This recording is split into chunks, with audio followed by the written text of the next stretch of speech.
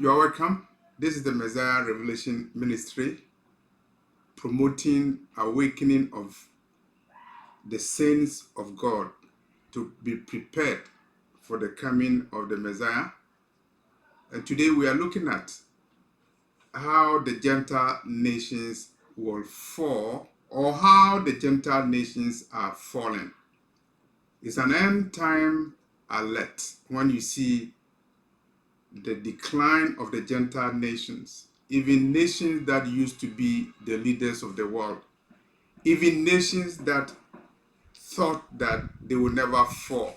And when you see them decline and when you see them fall, then you know that we are in the last days. And what do you have to do? You have to lift up your heads because your redemption is coming.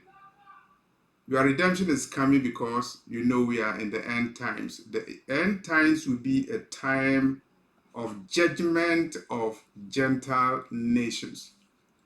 And there's a prophecy regarding to that.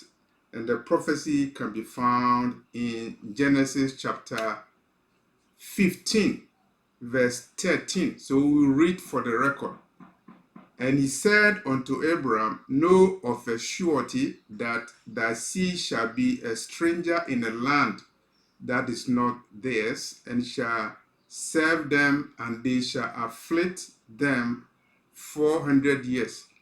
And then you go to verse 14 of Genesis chapter 15. And also that nation whom they shall serve will I judge, and afterward shall they come out with great substance. So this is a prophecy regarding the end of the Gentiles. And here the Lord was telling Abraham, his people, his seed, the seed of Abraham.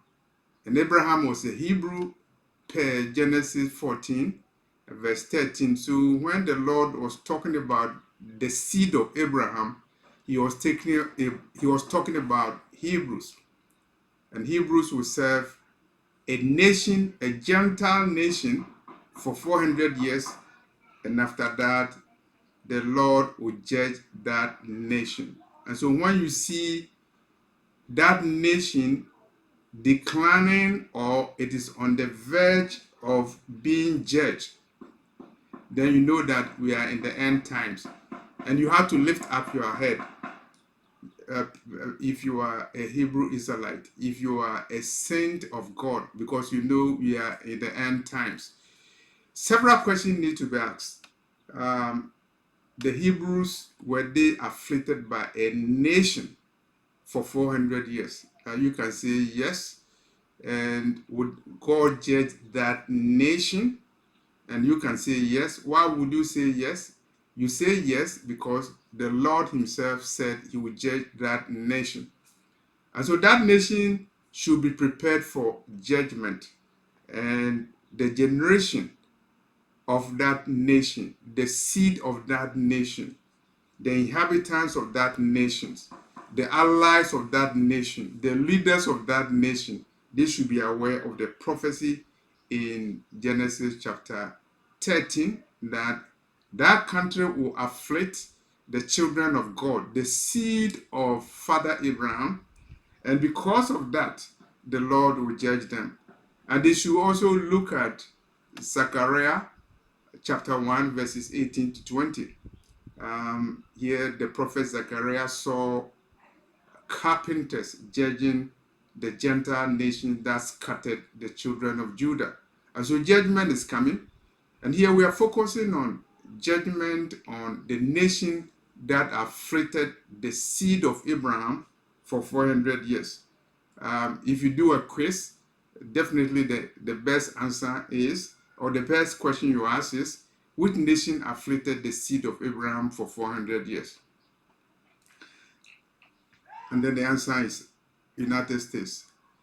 And here, the question you also ask is, will God judge the United States? The answer is yes. Has judgment already begun? Then the answer is yes. And then what is the conclusion? The conclusion is that you have to lift up your heads because you know your redemption is coming. because you know we are in the end times. When you see the Gentile nation that afflicted the seed of Abraham, when you see that nation is in decline, it means that not only has God's judgment begun, but God's redemption has also begun. And you know we are in the end times. You know the Messiah is coming, and you need to lift up your heads because your redemption is coming. Our message is dedicated to the nation that afflicted the seed of Abraham, America, and is America declining?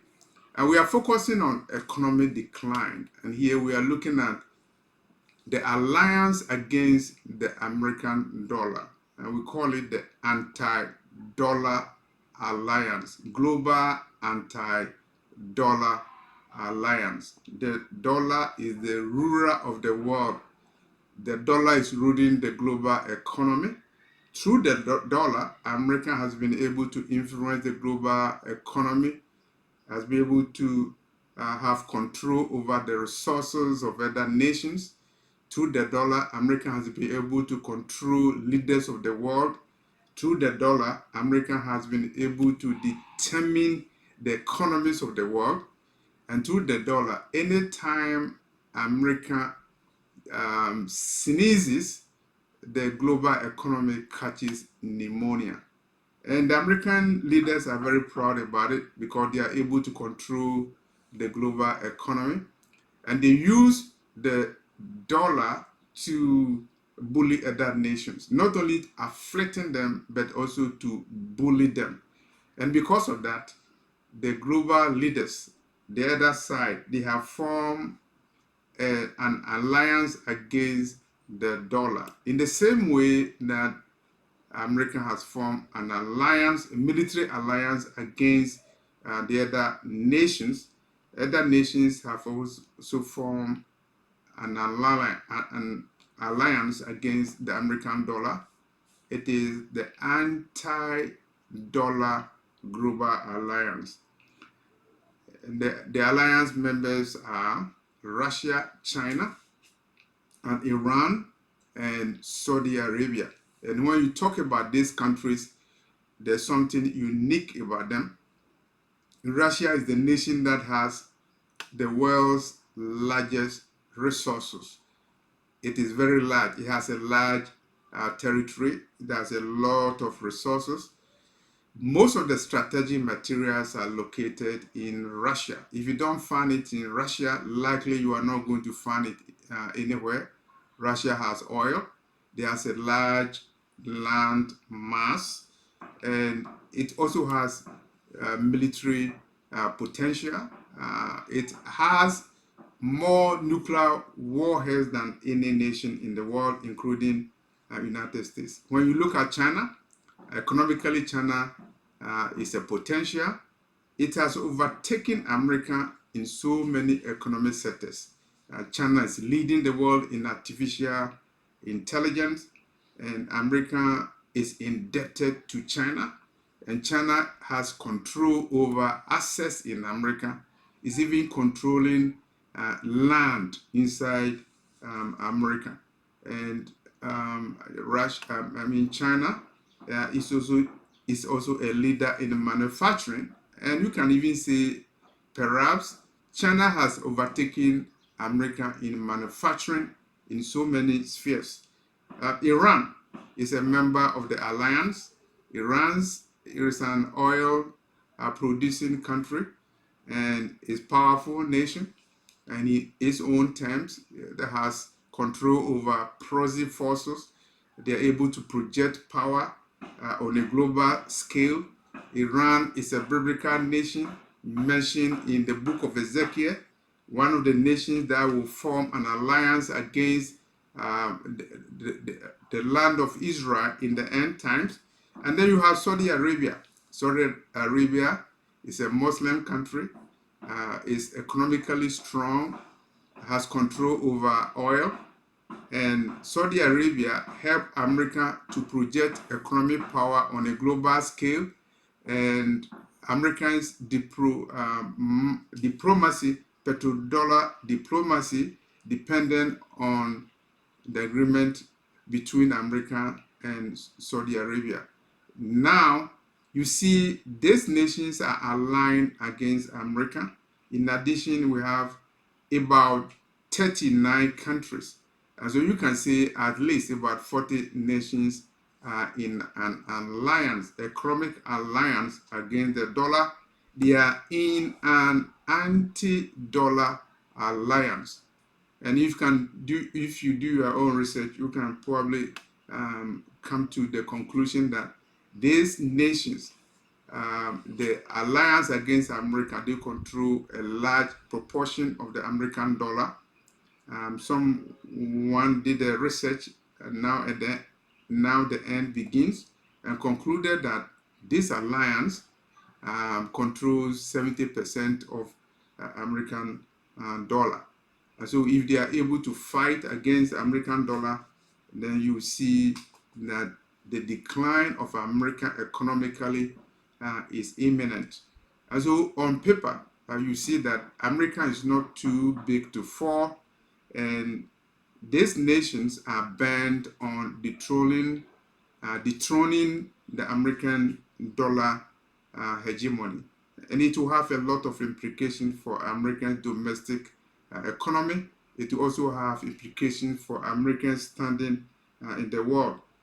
If you destroy a country's economy, then you destroy the nation totally, because military power is non-usable. America has military power, but you can see that despite her military power, it has been subjected to challenges. Iraq, Iran, they are challenging America. Russia is challenging America militarily. Iran, North Korea, China, they are all doing the same thing. And so military resources are non-usable. We are dealing with economic power. America used economic power to dominate the world after the Second World War. And so when we see Americans' economy in decline, and when you see the metrics, when you see the emergence of anti-dollar economic bloc against America, then you can say that the days of Americans' hegemony are numbered. It will have implications for domestic policy in America, inflation in America. It will have implications on the future of retirees in America, those who are going to retire in America. It will have implications on savings. It will have implications on inflation, and it will have implications even on housing. It will have implications on the consumer market in America. And so America is not too big to fall. And even the billionaires in America who are strong, they are bracing for the decline of America. They are bracing for the decline of the American dollar. And America used the dollar to fight Russia, impose sanctions on Russia, and Russia found a way out by forming an alliance with China, India, and South Africa. And now so many other nations are forming the alliance, and they are ready to topple and torpedo America's economic hegemony. And so you can say that America is in decline. So there are so many ways where God will judge the nation that afflicted the children of God, America. The nation can be judged militarily, through war, economically through economic decline, and morally through moral decay. And when you look at moral decay, a lot of people will agree that America morally is decaying or has decayed. And transgenderism, homosexuality, pornography, drug addiction, and homelessness, all those metrics are in display, except that the American media is not traditionally interested in focusing on the negative sides of American society. They are interested in talking about the negative things that goes on in other countries, particularly the so-called third world nations. But sociologically, those who are truthful, they will say that America is declining by all metrics. Economically, you say America is declining, and it is not too big to fall. The stock market, the dollar, they are all volatile, and they are subject to the predicaments in the global economy. And now we see America is on the verge of war. We're talking about economic war, we're talking about military war. War is going on between America and Russia by proxy forces, and America is spending so much money through the war, and that is a pathway to America's economic decline.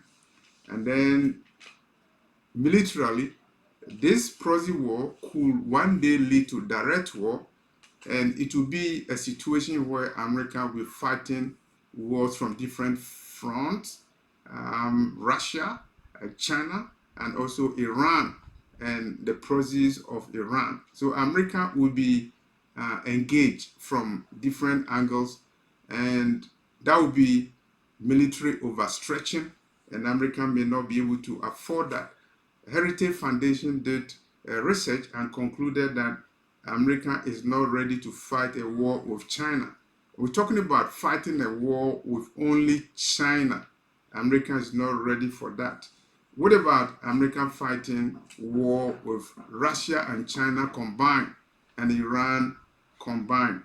But unfortunately, both sides of the aisle, both the red party and the blue party in America, they are interested in war, particularly war with Russia, because they think that war is the only way to revamp America's economy, and war is part of the military industrial intelligence complex in America.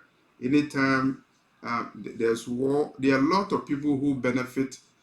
There are people who benefit, the oligarchs benefit, the elites benefit, the war merchants, they benefit, the hawks, they benefit.